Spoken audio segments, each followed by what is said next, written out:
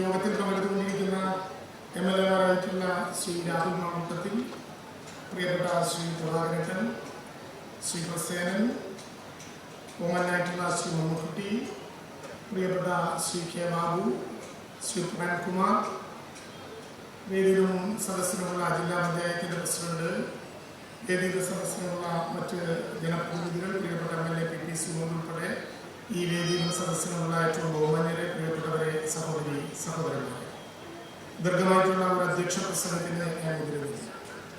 കേരളത്തിലെ എല്ലാ മനുഷ്യരെയും ആവേശം കൊള്ളിക്കുന്ന ഒരു ചടങ്ങിനാണ് നമ്മളിപ്പോൾ സാക്ഷ്യം വഹിക്കുന്നത്. കേരളത്തിലെ 9 വർഷക്കാലത്തിനിടയിൽ സർ പിണറായി വിജയന്റെ നേതൃത്വത്തിലുള്ള ഈ ഗവൺമെന്റ് വിതരണം ചെയ്ത പട്ടയങ്ങളുടെ ഔപചാരികമായിട്ടുള്ള എണ്ണം ബഹുമാനപ്പെട്ട മുഖ്യമന്ത്രി ഈ യോഗത്തിൽ ഔപചാരികമായി പ്രഖ്യാപിക്കും. എല്ലാവർക്കും അറിയുന്നതാണെങ്കിലും സംസ്ഥാനതല പട്ടയമേളയുടെ ഭാഗമായിട്ട് ആ പ്രഖ്യാപനം ബഹുമാനപ്പെട്ട മുഖ്യമന്ത്രി ഇവിടെ നടത്തുമ്പോൾ കേരളത്തിന്റെ ചരിത്രത്തിൽ തന്നെ ഈ രണ്ടാം ഗവൺമെന്റ് ഒരു പുത്തൻ അധ്യായം കുറിക്കുകയാണ്.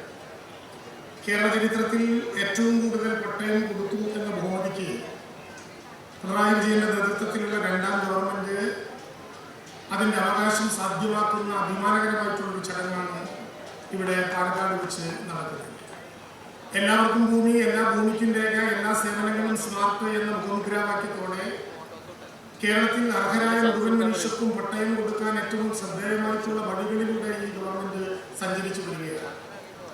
എല്ലാവർക്കും ഭൂമി, എല്ലാ ഭൂമിക്കും രേഖ, എല്ലാ സേവനങ്ങളും സ്മാർട്ട് എന്ന മുഖമുദ്രാവാക്യത്തെ റവന്യൂ വകുപ്പിന്റെ ആധികാരികമായിട്ടുള്ള മുദ്രാവാക്യമായി നാം അവതരിപ്പിക്കുമ്പോൾ ആ വിധത്തിൽ നാം തീരുമാനിക്കപ്പെട്ട എല്ലാ നടപടിക്രമങ്ങളും അതുപോലെ മുന്നോട്ട് കൊണ്ടുപോകാനായി എന്നുള്ളതാണ് ഏറ്റവും അഭിമാനകരമായ കാര്യം. കേരളത്തിന്റെ ചരിത്രത്തിൽ ആദ്യമായി പട്ടയങ്ങൾ വിതരണം ചെയ്യുന്നത് സാധാരണയാണെങ്കിലും അർഹരായ മുഴുവൻ പേരെയും പട്ടയത്തിന് ഉടമകളാക്കുക എന്ന ലക്ഷ്യം വെച്ചുകൊണ്ട് കേരളത്തിൽ ഒരു പട്ടയ മിഷൻ രൂപീകരിക്കപ്പെട്ട കാലമാണ്. കേരളത്തിലെ 140 നിയോജക മണ്ഡലങ്ങളിലും ബഹുമാനപ്പെട്ട മുഖ്യമന്ത്രിയും പ്രതിപക്ഷ നേതാവും എല്ലാം ഉൾപ്പെടെ കേരളത്തിലെ 140 നിയോജക മണ്ഡലങ്ങളിലും MLA-മാർ അധ്യക്ഷന്മാരായി പട്ടയ അസംബ്ലികൾ, പഞ്ചായത്ത് മെമ്പർമാർ വരെ ഒരു മണ്ഡലത്തിലെ മുഴുവൻ ജനപ്രതിനിധികളെയും പങ്കാളികളാക്കിക്കൊണ്ട് ഈ ഗവൺമെന്റ് അധികാരത്തിലിരിക്കുമ്പോൾ പട്ടയ മിഷന്റെ ഭാഗമായിട്ടുള്ള രണ്ടാമത്തെ റവന്യൂ അസംബ്ലിയിൽ ഇപ്പോൾ ചേർന്നിരിക്കുകയാണ്. ആ റവന്യൂ അസംബ്ലികൾ ഉയർത്തിപ്പിടിക്കുന്നത് ഒരേ ഒരു അജണ്ട മാത്രമാണ്. തങ്ങളുടെ പ്രദേശത്ത് ഇനിയും പട്ടയം കൊടുക്കാൻ ആരെങ്കിലും ബാക്കിയുണ്ടോ എന്ന് പഞ്ചായത്ത് മെമ്പർമാർക്ക് വീടാന്തരം കയറി ഇറങ്ങി അവരുടെ അഭിപ്രായങ്ങളും പട്ടയം കൊടുക്കാനുള്ളവരുടെ ലിസ്റ്റും ആധികാരികമായിട്ട് അവതരിപ്പിക്കാനുള്ള പൊതുവേദിയായി പഞ്ചായത്ത് മെമ്പർമാർ, മുനിസിപ്പൽ കൗൺസിലർമാർ, ബ്ലോക്ക് ജില്ലാ പഞ്ചായത്ത് അംഗങ്ങൾ, കോർപ്പറേഷൻ കൗൺസിലർമാർ, MLA-യുടെ നേതൃത്വത്തിൽ ഒത്തുചേരുന്ന റവന്യൂ അസംബ്ലികളിൽ ഇവർക്കെല്ലാം അവരുടെ അഭിപ്രായം രേഖപ്പെടുത്തുക.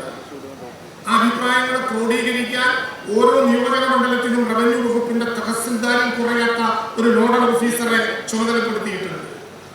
ആ നോഡൽ ഓഫീസറുടെ നേതൃത്വത്തിലുള്ള റവന്യൂ ഉദ്യോഗസ്ഥന്മാർ ആ നിയോജക മണ്ഡലത്തിൽ അത് പരിശോധിച്ച് അവർക്ക് വിതരണം ചെയ്യാനുള്ള പട്ടയങ്ങൾ ഉണ്ടെങ്കിൽ അത് മാറ്റി നിർത്തി ബാക്കി മുഴുവൻ പട്ടയങ്ങളുടെയും പ്രശ്നം കേരളത്തിൽ രൂപീകരിച്ചിട്ടുള്ള പട്ടയ ഡാഷ്ബോർഡിൽ ഉൾപ്പെടുത്തി. ആ പട്ടയ ഡാഷ്ബോർഡ് എല്ലാ 3 മാസത്തിലും മന്ത്രിയുടെ നേതൃത്വത്തിൽ തന്നെ ഈ അദാലത്തിന് വിധേയമാക്കും. ഓരോ അദാലത്ത് കഴിയുമ്പോൾ കേരളത്തിലെ ഡാഷ്ബോർഡിലുള്ള പട്ടയ അപേക്ഷകരുടെ എണ്ണം കുറഞ്ഞു വരികയും അത് പട്ടയമായി ജനങ്ങളുടെ മുമ്പിൽ സമർപ്പിക്കുകയും ചെയ്യും. കേരളത്തിലെ പട്ടയ മിഷൻ അർഹരായ മുഴുവൻ മനുഷ്യർക്കും ഭൂമി കൊടുക്കാൻ ഉപകരിച്ചു എന്ന് മാത്രമല്ല, നമ്മുടെ പ്രിയപ്പെട്ട ജില്ലാ കളക്ടർ സ്വാഗത പ്രസംഗത്തിൽ സൂചിപ്പിച്ചതുപോലെ നമ്മുടെ ജില്ലയ്ക്കകത്തും നമ്മുടെ സംസ്ഥാനത്തിനകത്തും മറ്റു വകുപ്പുകളിൽ കൂടി ഭൂമിയുടെ അവകാശമുള്ളവരാണെങ്കിൽ അഥവാ മറ്റു വകുപ്പുകളുടെ ആസ്തിയിലുള്ള ഭൂമിയാണെങ്കിൽ പോലും ആ വകുപ്പുകളുമായി ആലോചിച്ച് വകുപ്പുകളുടെ അനുവാദം വാങ്ങി അത്തരത്തിൽ പട്ടയ മിഷൻ വഹിക്കാൻ കേരളത്തിലെ 7 ഡിപ്പാർട്ട്മെന്റുകളുടെ പ്രിൻസിപ്പൽ സെക്രട്ടറിമാരും അതിന് ചെയർപേഴ്സണായി കേരളത്തിലെ ചീഫ് സെക്രട്ടറിയും അംഗമായിരിക്കുന്ന താലൂക്ക് തലം മുതൽ സംസ്ഥാന തലം വരെയുള്ള സമിതികളിലൂടെ പട്ടയ മിഷൻ മുന്നോട്ട് പോയപ്പോൾ നിരവധികളായ ശ്രദ്ധേയമായ പ്രഖ്യാപനങ്ങളിലേക്ക് കടന്നു. ഓരോ വകുപ്പും അവരുടെ കടമകൾ നിർവഹിക്കുകയാണ്. പ്രിയപ്പെട്ട സുഹൃത്തും കേരളത്തിന്റെ തദ്ദേശ സ്വയംഭരണ വകുപ്പ് മന്ത്രിയുമായ ശ്രീ MB രാജേഷ് ഈ യോഗത്തിലുണ്ട്. ഞങ്ങൾ രണ്ടുപേരും പങ്കെടുപ്പിച്ചുകൊണ്ട് ബഹുമാനപ്പെട്ട മുഖ്യമന്ത്രി കഴിഞ്ഞ തദ്ദേശ സ്വയംഭരണ വകുപ്പിന്റെ ഭാഗമായി ദീർഘമായൊരു കാലം മുമ്പ് രേഖയില്ലെങ്കിലും പഞ്ചായത്ത് വിലയ്ക്ക് മേടിച്ച് ആ ഭൂമി പക്ഷേ അന്ന് രേഖ കൊടുക്കാൻ സാധ്യമാകാതെ വകുപ്പിന്റെ കയ്യിൽ തന്നെ ഇരിക്കുന്ന തനത് ഭൂമികൾ, പ്രത്യേകിച്ച് നമ്മളിപ്പോ നഗരങ്ങൾ എന്ന് വിളിക്കപ്പെടുന്ന, ഉന്നതികൾ എന്ന് വിളിക്കപ്പെടുന്ന പഴയ കോടതികളിലുള്ള 10,000-കണക്കിന് ആളുകൾ പട്ടയങ്ങളുടെ രേഖ കൈമാറി കിട്ടാൻ അവകാശമില്ലാതെ ഇപ്പൊ നടക്കുന്നുണ്ട്.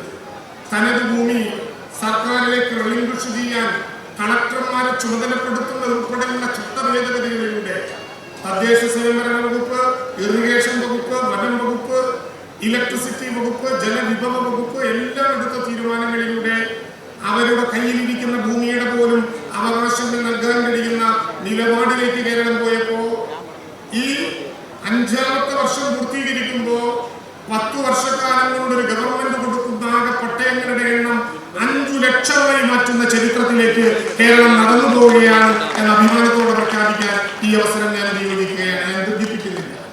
കേരളത്തിലെ പലയിടത്തും ആരോപണം ലഭ്യമാക്കിയിട്ടുള്ള, വനാവകാശം ലഭ്യമാക്കിയിട്ടുള്ള വനഗ്രാമങ്ങൾ കേരളത്തിൽ ഇപ്പോ നമ്മുടെ കണക്കിൽ മാത്രം 568 ആദിവാസി ഊരുകളിലുണ്ട്.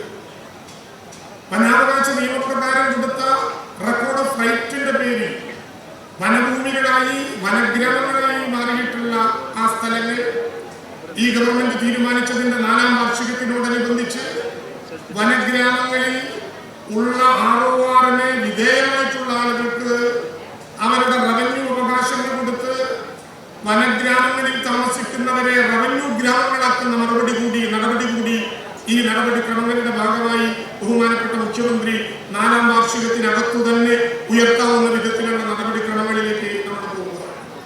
പാലക്കാട് ജില്ലയിൽ വന്നു നിൽക്കുമ്പോൾ വളരെ പ്രസക്തമായ ഒരു കാര്യമുണ്ട്. അത് അട്ടപ്പാടി മേഖലയെ സംബന്ധിച്ചാണ്. അട്ടപ്പാടി താലൂക്കിൽ 6 വില്ലേജുകളാണ്. ആ 6 വില്ലേജുകളിൽ 3 വില്ലേജുകളുടെ റീസർവേ നടപടികൾ ഔപചാരികമായി ഗവൺമെന്റ് ഇപ്പോൾ ആരംഭിച്ചു. 3 വില്ലേജുകളുടെ കൂടി ഡിജിറ്റൽ റീസർവേ പ്രകാരമുള്ള നടപടിക്രമങ്ങൾ ജൂൺ മാസത്തിലെങ്കിലും ആരംഭിക്കും എന്ന് നമ്മൾ കരുതുകയാണ്. അട്ടപ്പാടിയിലെ ആദിവാസി ഭൂമി പലവിധങ്ങളായിട്ടുള്ള കാരണങ്ങളാൽ കയ്യേറ്റത്തിന് വിധേയമാക്കി അത് പിടിച്ചുവെച്ച് താൽക്കാലിക തണ്ടപ്പേരിലൂടെ അവരുടെ ഭൂമി കൈവശപ്പെടുത്തുന്നതിനെ സംബന്ധിച്ച് ധാരാളമായ പരാതികൾ നമ്മുടെ നാട്ടിൽ ഉയർന്നു വരുന്നുണ്ട്. ബഹുമാനപ്പെട്ട മുഖ്യമന്ത്രിയെ സാക്ഷി നിർത്തിക്കൊണ്ട് തന്നെ റവന്യൂ വകുപ്പിന് വേണ്ടി പറയട്ടെ, അട്ടപ്പാടിയിൽ ഉൾപ്പെടെ പാവപ്പെട്ടവരായിട്ടുള്ള ആദിവാസികളുടെ ഭൂമി ഏതെങ്കിലും വിധത്തിലുള്ള തട്ടിപ്പുകൾ നടത്തി കയ്യേറപ്പെട്ടവർക്കുള്ള അവസാനത്തെ മറുപടിയായിരിക്കും ഡിജിറ്റൽ റീസർവേ പൂർത്തിയാക്കുന്നതിലൂടെ വനാവകാശത്തിന്റെ മാത്രമല്ല ആദിവാസികളുടെ ഭൂമി യഥാർത്ഥ അവകാശികൾക്ക് തന്നെ തിരിച്ചു തരാൻ കഴിയുന്ന വിധത്തിൽ നെല്ലും പതിരും മാറ്റി നിർത്താവുന്ന ഒരു ഡിജിറ്റൽ റീസർവേയിലേക്ക് ഈ കേരളം പോവുകയാണ്. ഞാൻ ദുഃഖിപ്പിക്കുന്നില്ല. കേരളത്തിലെ ഏറ്റവും ശ്രദ്ധേയമായ ഒരു ചടങ്ങായി ഈ ഗവൺമെന്റ് അധികാരത്തിൽ വന്നതിന് ശേഷമുള്ള 4ാം വാർഷികത്തിനോടനുബന്ധിച്ചിട്ടുള്ള ഈ പട്ടയമേള ഇവിടെ ശ്രദ്ധേയമായ വിധത്തിൽ സംഘടിപ്പിക്കുകയാണ്. എല്ലാവർക്കും ഭൂമി, എല്ലാ ഭൂമിക്കും രേഖ, എല്ലാ സേവനങ്ങളും സ്മാർട്ട് എന്ന മുദ്രാവാക്യത്തിൽ കേവലം ഭൂമിയുടെ ഉടമസ്ഥത മാത്രമല്ല, കേരളത്തിന്റെ ചരിത്രത്തിലാദ്യമായി, ഇന്ത്യയുടെ ചരിത്രത്തിലാദ്യമായി ഡിജിറ്റൽ റീസർവേ നടപടികളിലേക്ക് കേരളം പോയിരിക്കുന്നു. 2022 നവംബർ 1-ന് ബഹുമാനപ്പെട്ട മുഖ്യമന്ത്രി തിരുവനന്തപുരത്ത് വെച്ച് ഉദ്ഘാടനം ചെയ്ത് 2023 ഓഗസ്റ്റ് മാസത്തോടെ പൂർണ്ണ തലത്തിൽ പ്രവർത്തനം ആരംഭിച്ച റീസർവേ 2 വർഷക്കാലം പൂർത്തീകരിക്കുന്നതിന് മുമ്പ് കേവലം 1.5 വർഷക്കാലം പൂർത്തീകരിച്ചു കഴിഞ്ഞപ്പോ 50 ലക്ഷം ലാൻഡ് പാഴ്സലുകൾക്കും 7 ലക്ഷം ഹെക്ടർ ഭൂമിക്കും പൂർണ്ണമായ ഡിജിറ്റൽ സർവേയിലൂടെ രേഖകൾ അളന്ന് തിട്ടപ്പെടുത്താൻ കഴിഞ്ഞ അഭിമാനകരമായിട്ടുള്ള ഒരു റീസർവേ നടപടികളിലൂടെയാണ് കേരളം പോകുന്നത്. സ്ഥായിയായ ഒരു പ്രശ്നത്തിന് കേരളം പരിഹാരമാവുകയാണ്. ഇന്ത്യയിൽ ആദ്യമായി ഒരു ഭൂമിയുമായി ബന്ധപ്പെട്ട ക്രയവിക്രയങ്ങളിൽ ഒരു തട്ടിപ്പുമില്ലാത്ത വിധത്തിൽ ഭൂമിയുടെ രേഖകൾ കൃത്യമാവുകയാണ്. കേരളത്തിലെ 3 വകുപ്പുകളാണ് ഭൂമിയുടെ വിൽപ്പനയുമായി ബന്ധപ്പെട്ട പ്രധാനപ്പെട്ട ക്രയവിക്രയങ്ങളുടെ ചുമതല വഹിക്കുന്നത്. അതൊന്ന് രജിസ്ട്രേഷൻ വകുപ്പാണ്. രജിസ്ട്രേഷൻ വകുപ്പിന്റെ രജിസ്ട്രേഷൻ നടത്താനുള്ള ഏറ്റവും പ്രധാനപ്പെട്ട ഈ പോർട്ടലാണ് പേൾ എന്ന പേരിൽ അറിയപ്പെടുന്നത്. അതിന് പോക്കുവരവ് നടത്തി തണ്ടപ്പേര് പിടിച്ച് നികുതി അടച്ചു കൊടുക്കേണ്ട വകുപ്പ് റവന്യൂ വകുപ്പാണ്. ആ വകുപ്പിന്റെ പോർട്ടലാണ് പേൾ എന്ന പേരിൽ അറിയപ്പെടുന്ന ഈ സർവീസ്.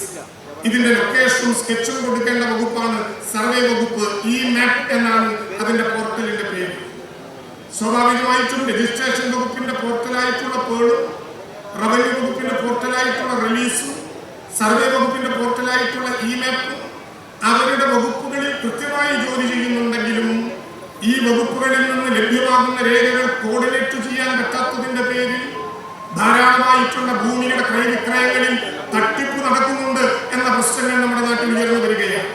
പ്രിയപ്പെട്ടവരെ, അഭിമാനപൂർവ്വം 9,550 പേർക്ക് ഒരു വർഷക്കാലം കൊണ്ട് പട്ടയം വിതരണം ചെയ്യുന്ന പാലക്കാട്ട് മാത്രം ഈ വേദിയിൽ നിന്നുകൊണ്ട് പറയട്ടെ, ഇന്ത്യയുടെ ചരിത്രത്തിൽ ആദ്യമായി ഇന്റഗ്രേറ്റഡ് പോർട്ടൽ അഥവാ രജിസ്ട്രേഷൻ വകുപ്പിന്റെയും റവന്യൂ വകുപ്പിന്റെയും സർവേ വകുപ്പിന്റെയും പോർട്ടലുകളെ കൂട്ടിയോജിപ്പിച്ചുകൊണ്ട് സംയോജിതമായ ഒരു പോർട്ടൽ എന്റെ ഭൂമി എന്ന പേരിൽ ഈ കേരളത്തിൽ സാധ്യമായിരിക്കുകയാണ്. ഭൂമിയുടെ രജിസ്ട്രേഷൻ മുതൽ അതിന്റെ ലൊക്കേഷനും സ്കെച്ചും വരെ കൃത്യതയോടെ നടപ്പിലാക്കി ഭൂമി കൈമാറാൻ കഴിയുന്ന അത്യന്തം അഭിമാനകരമായിട്ടുള്ള ഒരു വേദിയിലേക്ക് കേരളം അതിന്റെ രേഖകൾ തയ്യാറാക്കി പോകുന്നു. കേരളത്തിലെ എല്ലാ വകുപ്പുകളും ഈ സംവിധാനങ്ങളിലേക്ക് കടന്നു. റവന്യൂവും ഇനി ഈ സംവിധാനങ്ങളിലാണ്. കേരളത്തിലെ എല്ലാ വിധത്തിലുള്ള റവന്യൂ അവകാശങ്ങളും 23ഓളം വില്ലേജ് ഓഫീസുകളിൽ നിന്ന് ലഭ്യമാകേണ്ട സർട്ടിഫിക്കറ്റുകൾ അടക്കം അവരവരുടെ മൊബൈൽ ആപ്പുകളിൽ നിന്ന് അപ്ലിക്കേഷൻ കൊടുക്കാൻ അതിൽ തന്നെ മറുപടി ലഭിക്കാനും കഴിയുന്ന വിധത്തിൽ ഇന്ന് മാറിക്കഴിഞ്ഞു എങ്കിൽ ഈ വരുന്ന 2025 നവംബർ 1-ാം തീയതി കേരളത്തിൽ ഏറ്റവും പുതുമയുള്ള ഒരു ചടങ്ങിന് കൂടി റവന്യൂ വകുപ്പ് ഒരുങ്ങുകയാണ്. അത് ഒരു ഭൂമിയുടെ ഉടമസ്ഥനായ ഒരാൾക്ക്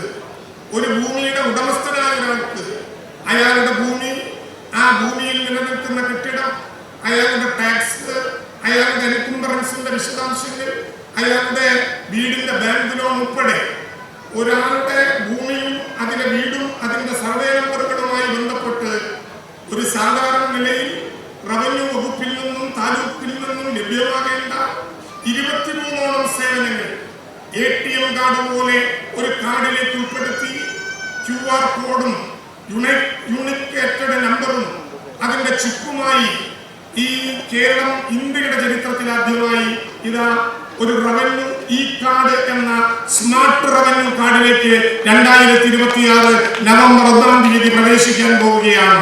ഡിജിറ്റൽ സർവേ പൂർത്തിയാക്കിയ വില്ലേജുകളിൽ ആ കാർഡിലൂടെ വില്ലേജ് ഓഫീസുകളിൽ പോയി പലവിധ കാരണങ്ങൾക്ക് സർട്ടിഫിക്കറ്റ് മേടിക്കാതെ ATM കാർഡ് പോലെ ഒറ്റ കാർഡിലൂടെ അത് ലഭ്യമാക്കാൻ കഴിയുന്ന അത്ഭുതകരമായ മാറ്റത്തിലേക്ക് ഭൂപരിഷ്കരണ നിയമം നടപ്പിലാക്കിയ കേരളം ഡിജിറ്റൽ റീസർവേയിലൂടെ 2ാം ഭൂപരിഷ്കരണ നിയമം നടപ്പിലാക്കി അതിവേഗം 2ാം ഭൂപരിഷ്കരണം നടപ്പിലാക്കി അതിവേഗം കേരളത്തിന്റെ റവന്യൂ പ്രശ്നങ്ങൾ പരിഹരിക്കും വിധം ആ നടപടിക്രമങ്ങളിലേക്ക് പോവുകയാണ്. ആ ഘട്ടത്തിലാണ് കേരളത്തിലെ ഈ ഗവൺമെന്റിന്റെ 4ാം വാർഷികത്തിനോടനുബന്ധിച്ചിട്ടുള്ള പട്ടയമേളയുടെ ഔപചാരികമായ തുടക്കം ചരിത്രമറിയുന്ന ഈ കോട്ട മൈതാനത്ത് നിന്ന് തന്നെ ആരംഭിക്കാൻ വേണ്ടി പോകുന്നത്. ഇവിടെ ആകെ വിതരണം ചെയ്യുന്ന കേരളത്തിലാകെ ഈ വർഷത്തോടുകൂടി പൂർത്തീകരിക്കാൻ പോകുന്ന പട്ടയത്തിന്റെ നമ്പർ ഔപചാരികമായി ബഹുമാനപ്പെട്ട മുഖ്യമന്ത്രി ഈ വേദിയുടെ മുമ്പാകെ പ്രഖ്യാപിക്കും. അതാണ് കേരളത്തിലെ സംസ്ഥാനതല പട്ടയ പ്രഖ്യാപനം. അതിനുശേഷം എല്ലാ ജില്ലകളിലും താലൂക്കുകളിലുമായി ആ പട്ടയങ്ങൾ നേരിട്ട് ജനങ്ങളുടെ മുമ്പിൽ എത്തിക്കാനുള്ള നടപടിക്രമങ്ങളിലേക്ക് ഞങ്ങൾ പോകും. ഒരു കാര്യം അഭിമാനത്തോടെ പറയട്ടെ, കേരളത്തിലെ മുഴുവൻ മനുഷ്യരെയും ഭൂമിയുടെ ഉടമകളാക്കുക, അർഹരായ മുഴുവൻ മനുഷ്യർക്കും ഭൂമി സ്വന്തമാക്കി കൊടുക്കുക എന്ന ചരിത്ര നിയോഗത്തിന് ഈ ഗവൺമെന്റിന് സാക്ഷ്യമാക്കാൻ കഴിഞ്ഞു എന്ന അഭിമാനബോധത്തോടെ പാലക്കാട് വെച്ച് ഈ നടപടിക്രമങ്ങൾ പൂർത്തീകരിക്കുമ്പോൾ ഇത്തവണയും ഞാൻ ഒരു കാര്യം മാത്രം പറയാം. കേരളത്തിൽ നിന്ന് ഈ വർഷം വിതരണം ചെയ്യുന്ന പട്ടയങ്ങളിൽ ഏറ്റവും അധികം പട്ടയം തയ്യാറാക്കി കൊടുത്ത ജില്ല പാലക്കാട് ജില്ലയാണ് എന്നും അതിന്റെ ഭാഗമായിട്ടുള്ള ഉദ്യോഗസ്ഥന്മാരെ പ്രത്യേകമായി അഭിനന്ദിക്കാനും ഈ അവസരം ഉപയോഗിച്ചുകൊണ്ട് കേരളത്തിലെ മുഴുവൻ മനുഷ്യരെയും ഭൂമിയുടെ ഉടമകളാക്കാൻ പോകുന്ന എല്ലാവർക്കും ഭൂമി, എല്ലാവർക്കും വീട്, എല്ലാവർക്കും വൈദ്യുതി, എല്ലാവർക്കും വെള്ളം, എല്ലാവർക്കും വിദ്യാഭ്യാസം, എല്ലാവർക്കും ആരോഗ്യം, ഇങ്ങനെ തുടങ്ങി കേരളത്തിലെ എല്ലാ മനുഷ്യരും എല്ലാം സംവിധാനം ചെയ്യണം എന്നാഗ്രഹിക്കുന്ന ഒരു മുഖ്യമന്ത്രി ഔപചാരികമായി ഈ ചടങ്ങുകൾക്ക് നേതൃത്വപരമായ പങ്ക് വഹിക്കുകയാണ്. അഭിമാനത്തോടെ ഞങ്ങൾ പറയട്ടെ, ശ്രീ പിണറായി വിജയന്റെ നേതൃത്വത്തിൽ കേരളം ഈ വരുന്ന നവംബർ 1-ാം തീയതി ലോകത്തിനോടൊരു പ്രഖ്യാപനം നടത്താൻ വേണ്ടി പോവുകയാണ്. 2025 നവംബർ 1-ന് ലോകത്തിന്റെ തലയ്ക്കുമീതെ ഉദിക്കുന്ന സൂര്യൻ എത്ര കരുത്തോടെ പ്രകാശിച്ചാലും അതിദരിദ്രമായ ഒരു കുടുംബം പോലും ഇല്ലാത്ത ഇന്ത്യയിലെ ആദ്യത്തെ സംസ്ഥാനമായി ഈ കേരളത്തെ മാറ്റാൻ നേതൃത്വം നൽകുന്ന ബഹുമാനപ്പെട്ട കേരളത്തിന്റെ മുഖ്യമന്ത്രി ശ്രീ പിണറായി വിജയനോട് ഈ സംസ്ഥാനതല പട്ടയമേള ഔപചാരികമായി ഉദ്ഘാടനം ചെയ്യാൻ അഭ്യർത്ഥിച്ചുകൊണ്ട് ചടങ്ങിൽ അദ്ദേഹത്തെ സ്വാഗതം ചെയ്തുകൊണ്ട് ഞാൻ എന്റെ വാക്കുകൾ അവസാനിപ്പിക്കുന്നു. നമസ്കാരം.